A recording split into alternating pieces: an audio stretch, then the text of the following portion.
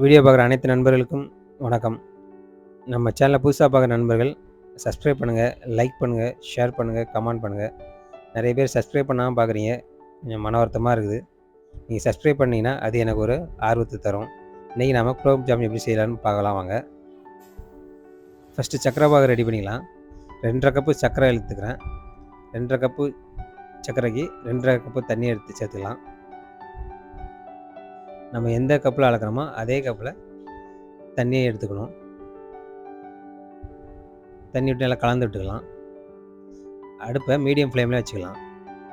இப்போ சக்கரை பாகு ஒரு பக்கம் ரெடி ஆகிட்டு விட்டோம். நாம் குலோப் ஜாமுக்கு தேவையான மாவு ரெடி பண்ணிக்கலாம். ஃபஸ்ட்டு மாவு நல்லா சளிச்சு எடுத்துக்கலாம்.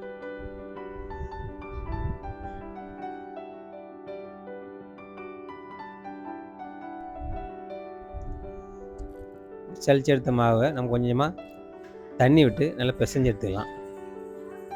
நீங்கள் தண்ணி கொஞ்சமாக சேர்த்து பிசையணும். ஒரே டைமில் மொத்த தண்ணி சேர்த்துடக்கூடாது. கொஞ்சமாக தண்ணி விட்டு அதை நம்ம பக்குவத்துக்கு நல்லா பிசைஞ்சு எடுத்துக்கணும். நீங்கள் ரொம்ப சப்பாத்தி மாவு அளவுக்கு பிசைய தேவையில்லை. குலோப் ஜாமுனில் முக்கியமாக செய்ய வேண்டியது மாவை நீங்கள் நல்ல பக்குவத்துக்கு நல்லா பிசைஞ்சு எடுக்கணும். அப்படின்னா தான் உருண்டை பிடிக்கும்போது அதனால் கொஞ்சம் உடையாமல் வரும். நீங்கள் அதை எண்ணெயில் போட்டு பொரிச்சு எடுக்கும்போதோ அப்படின்னா தான் உடையாமல் வரும், இல்லைன்னா உடஞ்சிரும். அப்புறம் குலோப் ஜாமுன் நல்லா இருக்காது. நீங்கள் இந்த அளவுக்கு மாவு பிசைஞ்சிக்கலாம். இதுதான் கரெக்டான பக்குவம். இப்போது நம்ம அது நல்லா உருண்டை பிடிக்கணும். நீங்கள் அதை உருண்டை பிடிக்கும்போது கவனமாக பிடிக்கணும். எந்த ஒரு வெடிப்பும் எதுவும் இல்லாமல் கவனமாக பண்ணிங்கன்னா குலோப் ஜாமுன் நல்லா அழகாக வரும், உடையாமல் நல்லா அழகாக வரும். நம்ம எல்லாத்தையும் உருண்டை பிடிச்சி எடுத்துக்கலாம். இந்த உருண்டை பிடிக்கும் போது கவனமாக பண்ணுங்கள். நீங்கள் புதுசாக பண்ணும்போது கொஞ்சம் கஷ்டமாக இருக்கும். அதை நீங்கள் ரெகுலராக பண்ணி பழகிட்டீங்கன்னா உங்களுக்கு ஈஸியாக வந்துடும். இது ஒன்றும் பெரிய கஷ்டம்லாம் ஒன்றும் இல்லை. இப்போ நம்ம சக்கரை பாகு ரெடி பண்ணிடலாம். அதில் இருக்க அழுக்கெல்லாம் எடுக்கிறதுக்கு கொஞ்சமாக பால் சேர்த்து கொஞ்சம் கொதிக்கிட்டோம்னா சைட்லலாம் அழுக்கு வந்துடும். அதை நம்ம தனியாக ஒரு கரண்டியில் எடுத்துக்கலாம். கடையில் வாங்குகிற சக்கரை அழுக்கு இருக்காது. நம்ம ரேஷன் கடையில் வாங்குகிற சக்கரை ரொம்ப அழுக்கு தூசியமாக இருக்கும். ஃப்ளேவருக்காக ஒரு 5 ஏலக்காய் தட்டி சேர்த்துக்கலாம். ஒரு 4 சொட்டு லெமனும் பிழிஞ்சு விட்டுக்கலாம். இப்படி பண்ணும்போது சக்கரை பாகு கெட்டியாகாமல் இருக்கும். சக்கரை பாகு கம்பி பதம்லாம் தேவையில்லை, கொஞ்சம் பிசு தன்மை இருந்தாலே போதும். அதே கரெக்டான பக்குவம். இப்போ அதை இறக்கி வச்சிடலாம்.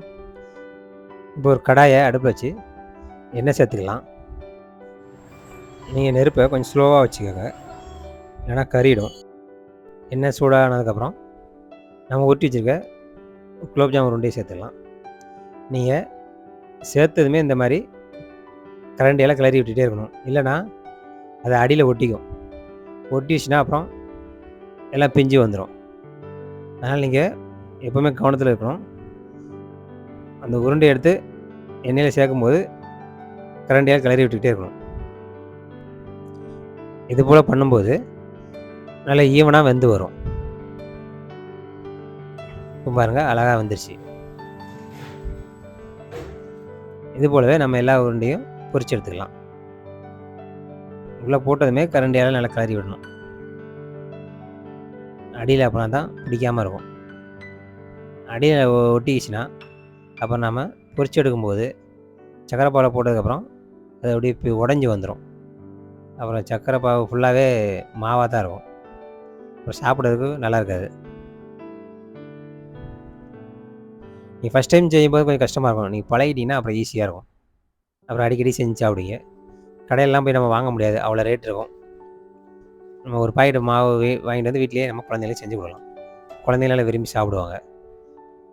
சக்கரை பாவில் சேர்த்துக்கலாம். சக்கரை பாவு சூடாக இருக்கும்போது கொஞ்சம் ஆற விட்டு சேர்த்துக்கோங்க, அப்படின்னா தான் கரெக்டாகும், இல்லைன்னா உடஞ்சிரும். இப்போ பார்த்தீங்கன்னா நல்லா அழகான குண்டு குண்டு குலோப் ஜாம் ரெடி ஆயிடுச்சு. நீங்களே இது போல் செஞ்சு சாப்பிடுங்க.